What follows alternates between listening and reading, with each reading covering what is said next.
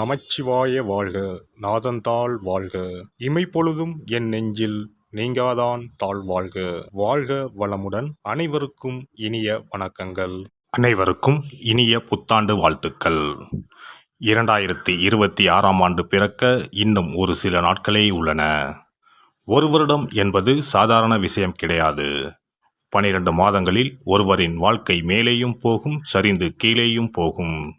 12 மாதங்களில் ஒருவரின் வாழ்க்கை தலைகீழாக கூட மாறும். அந்த வகையில் உங்கள் வாழ்க்கையில் என்ன மாதிரியான மாற்றங்கள் எல்லாம் நடக்கும், உங்களுக்கு எதில் ஏற்றம் ஏற்படும், எதில் சறுக்கல் ஏற்படும் என்று சற்று விரிவாக காண்போம்.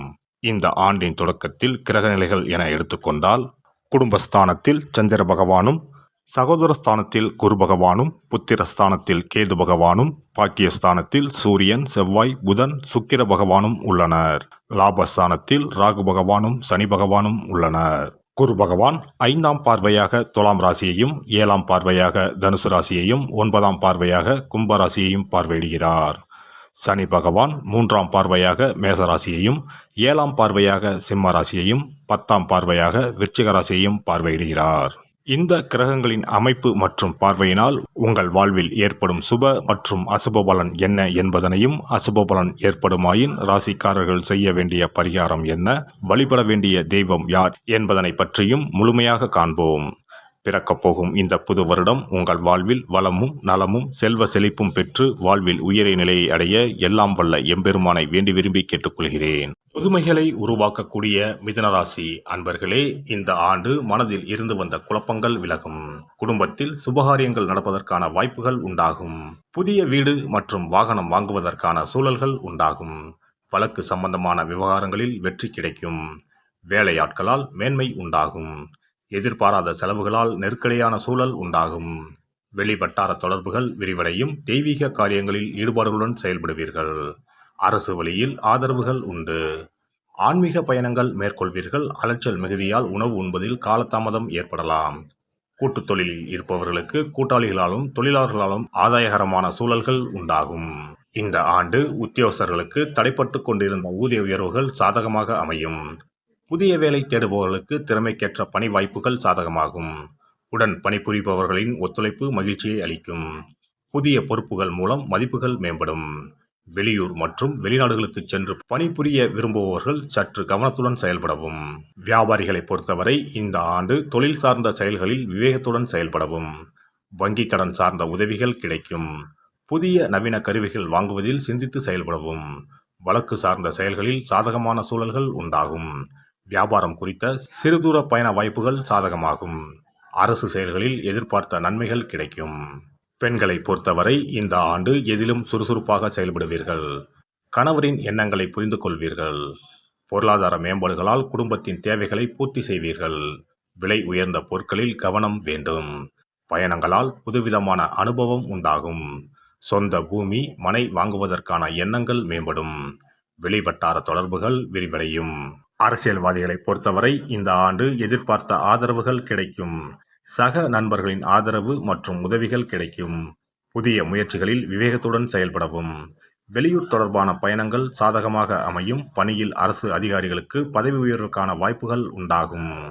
கலைஞர்களை பொறுத்தவரை இந்த ஆண்டு சாதகமான சூழல் உண்டாகும். குடும்ப உறுப்பினர்களின் ஆதரவு கிடைக்கும். தடைப்பட்ட சில வாய்ப்புகள் சாதகமாக அமையும். புதிய முயற்சிகளுக்கு ஏற்ற அங்கீகாரம் கிடைக்கும். வரவுகளில் முன்னேற்றம் உண்டாகும். எதிர்காலம் குறித்த சில முடிவுகளை எடுப்பீர்கள். மாணவர்களை பொறுத்தவரை இந்த ஆண்டு கல்வியில் எண்ணிய முன்னேற்றமும் நல்ல மதிப்பெண்களும் கிடைக்கும். ஆசிரியர்களின் ஆலோசனைகளால் மனதிற்கு தெளிவு பிறக்கும். நண்பர்களின் ஒத்துழைப்புகள் கிடைக்கும். தொழிற்கல்வி சம்பந்தமான படிப்புகளில் புதிய முயற்சிகளால் அனைவராலும் பாராட்டப்படுவீர்கள். இந்த வருட கிரக அமைப்புகள் அடிப்படையில் மிதுனராசி அன்பர்கள் பொறுமையான பேச்சுக்கள் மூலம் சாதகமான சூழலை உண்டாக்குவீர்கள். சமூக பணிகளில் இருப்பவர்களுக்கு முன்னேற்றமான வாய்ப்புகள் கிடைக்கும். மிதுனராசி அன்பர்களே, பொருளாதாரத்தில் தனவரவில் சில தடங்கல்கள் ஏற்பட்டாலும் அதற்கான வருவாயும் உண்டாகும். குடும்ப உறுப்பினரிடம் சூழ்நிலை அறிந்து செயல்படவும். புதன்கிழமை தோறும் பெருமாளை வழிபாடு செய்து வர உடல் ஆரோக்கியம் மேம்படும். புதிய மனை சார்ந்த செயல்கள் கைகூடி வரும். சிறப்பு தொகுப்பு. புத்தாண்டு அன்று செல்வம் பெருக நாம் என்ன செய்ய வேண்டும் என்பதனை பற்றி காண்போம். புத்தாண்டு அன்று நாம் சில விஷயங்களை செய்வதன் மூலம் வீட்டில் செல்வ செழிப்பும் அதிர்ஷ்டமும் மகாலட்சுமி கடாட்சமும் உண்டாகும். ஆகையால் புத்தாண்டு அன்று அதிர்ஷ்டம் தரக்கூடிய வகையில் சில விஷயங்களை கட்டாயம் செய்ய வேண்டும். இன்னும் சில நாட்களில் 2026ஆம் ஆண்டு பிறக்கப் போகிறது. அதாவது ஜனவரி 1/1/2026 அன்று கோவிலுக்கு செல்வது, தானம் செய்வது, புது ஆடை அணிவது மற்றும் வீட்டிற்கு தேவையான பொருட்களை வாங்குவது என பலவற்றை செய்வதன் மூலம் நற்பலன்களை பெற முடியும். பொதுவாக பெரும்பாலான வீடுகளில் எதிர்மறையான எண்ணங்கள் எப்போதும் இருந்து கொண்டே இருக்கும். இதனால் வீட்டில் அதிர்ஷ்டம் என்பதே இருக்காது. முக்கியமாக குடும்பத்தில் மகிழ்ச்சி என்பதே இருக்காது. இவை அனைத்திற்கும் தீர்வு கடவுள் வழிபாடு ஒன்றே ஆகும். கடவுளுக்கு உரிய பொருட்களை வாங்கி வழிபடுவதன் மூலம் வீட்டில் நேர்மறை ஆற்றல் பெருகி குடும்பத்தில் மகிழ்ச்சியும் செல்வ செழிப்பும் உண்டாகும். புத்தாண்டு அன்று வாங்க வேண்டிய 3 முக்கியமான பொருள்: துளசி இலை, ஏலக்காய், கல்உப்பு. துளசி இலை, ஏலக்காய், கல்உப்பு ஆகிய 3ம் மகாலட்சுமியின் அம்சம். ஆகையால் வருடத்தின் முதல் நாள் அன்று மேற்கூறிய 3 பொருட்களை வாங்குவதன் மூலம் வீட்டில் செல்வ செழிப்பு உண்டாகும். துளசி இலையை வாங்கி வந்து பூஜை அறையில் பெருமாளுக்கும் ஆண்டாளுக்கும் வைத்து வழிபட வேண்டும். அடுத்து ஏலக்காய் வாங்கி வந்து பூஜை அறையில் விளக்கின் அருகில் வைத்து வழிபட வேண்டும்.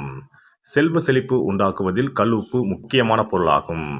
ஆகையால் கல்உப்பை வாங்கி கட்டாயமாக பூஜை அறையில் வைத்து வழிபட வேண்டும். வாங்க வேண்டிய பிற பொருட்கள் என எடுத்துக்கொண்டால் மல்லிகைப்பூ, மஞ்சள், குங்குமம், சர்க்கரை, இனிப்பு, பசும்பால், குத்துவிளக்கு ஆகியவற்றையும் வாங்கலாம். புத்தாண்டு அன்று அதிகாலை எழுந்து குளித்து பிரம்ம முகூர்த்தத்தில் பூஜை அறையில் விளக்கேற்றி வழிபட வேண்டும். அடுத்து கோவிலுக்கு சென்று அபிஷேக பொருள் வாங்கி கொடுத்து தரிசனம் செய்ய வேண்டும். முக்கியமாக புத்தாண்டு அன்று ஏழை எளியவர்களுக்கு தானம் செய்ய வேண்டும். மேலும் அறுசுவை உணவுகளை சமைத்து கடவுளுக்கு படையலிட்டு வழிபடுவது நல்லது. புத்தாண்டு அன்று பிறருக்கு கடன் தரக்கூடாது. நல்ல நாட்கள் மற்றும் விசேஷ நாட்களில் பிறருக்கு கடன் கொடுப்பதன் மூலம் வீட்டில் அதிர்ஷ்டம் குறையும். ஆகையால் சுப நாட்களில் பிறருக்கு கடன் அளிப்பதை முற்றிலும் தவிர்த்து விடுங்கள். புத்தாண்டில் நமக்கு நன்மைகள் அதிகம் நடைபெற வேண்டும். 2025ஆம் ஆண்டில் சந்தித்த பிரச்சனைகள், துன்பங்கள், போராட்டங்கள், கஷ்டங்கள் ஆகியவற்றில் இருந்து விடுபட வேண்டும் என்பதே அனைவரின் விருப்பம். புத்தாண்டு பிறப்பதற்கு முன் எந்தெந்த பொருட்களை நம்முடைய வீட்டில் இருந்து அகற்ற வேண்டும், இவற்றை வீட்டில் வைத்திருப்பதால் என்னென்ன பாதிப்புகள் ஏற்படும் என்பதையும், இவற்றை அகற்றுவதால் புத்தாண்டில் என்னென்ன நன்மைகளை பெற முடியும் என்பதை பற்றியும் தெரிந்து கொள்வோம். வீட்டில் இருந்து உடைந்த அல்லது சேதமடைந்த பொருட்களை அகற்றுவதால் துர் அதிர்ஷ்டங்கள் ஏற்படுவதில் இருந்து விடுபடலாம். இவைகள் எதிர்மறை ஆற்றல்களை எளிதில் ஈர்க்கக்கூடியவையாகும். உடைந்த பொருட்கள், பழுதான சாதனங்கள், விரிசல் விழுந்த கண்ணாடி, உடைந்த நாற்காலி ஆகியவற்றை வீட்டில் இருந்து அப்புறப்படுத்திவிட்டு புதியவற்றை வாங்கலாம். நல்ல நிலையில் இருக்கும் பொருட்களாக மாற்றுவதால் வளர்ச்சி, நேர்மறை ஆற்றல்கள் ஏற்படும். பழைய துணிகள், புத்தகங்கள், பாத்திரங்கள் ஆகியவற்றை வீட்டில் இருந்து வெளியேற்றி விடலாம். வேறு யாருக்காவது தானமாகவும் அல்லது மறுசுழற்சி முறையில் பயன்படுத்தக்கூடியதாகவும் மாற்றி அமைக்கலாம். இதனால் நேர்மறையான விஷயங்கள் எப்போதும் வீட்டில் நடந்து கொண்டே இருக்கும். தேங்கிய நீர், காய்ந்த பூக்கள் ஆகியவற்றை வீட்டில் இருந்து தூக்கி எறிவதால் எதிர்மறை ஆற்றல்கள் வீட்டில் பரவுவதை தடுக்கலாம். புதிதாக இருக்கும் மலர்கள், புதிய தண்ணீர் ஆகியவற்றால் வீட்டில் எப்போதும் புத்துணர்ச்சி நிறைந்திருக்கும், மகிழ்ச்சி மலரும். காலாவதியான உணவுப் பொருட்கள், மருந்துகள், அழகு சாதன பொருட்களை வீட்டில் வைத்திருப்பதால் வீட்டில் தேக்க நிலை, எதிர்மறையான சூழல் இருந்து கொண்டே இருக்கும். இதனால் வீட்டில் அடிக்கடி நோய்களும் வந்து கொண்டே இருக்கும்.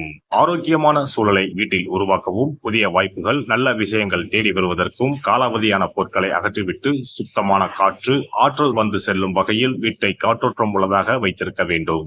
எல்லாம் வல்ல இறையருளால் நீங்களும் உங்கள் அன்பு குடும்பமும் உடல் நலம், நீலாயுள், நிறை செல்வம், உயர் புகழ், மெய்ஞானம் ஓங்கி வாழ்க வளமுடன். இந்த வீடியோ பதிவு உங்களுக்கு பிடித்திருந்தால் லைக் பண்ணுங்க, கமெண்ட் பண்ணுங்க, ஷேர் பண்ணுங்க, மறக்காம சப்ஸ்கிரைப் பண்ணுங்க, பக்கத்துல இருக்கிற பெல் பட்டனை கிளிக் பண்ணுங்க. நன்றி, வணக்கம். ஓம் நமச்சிவாய. சிவாய நம.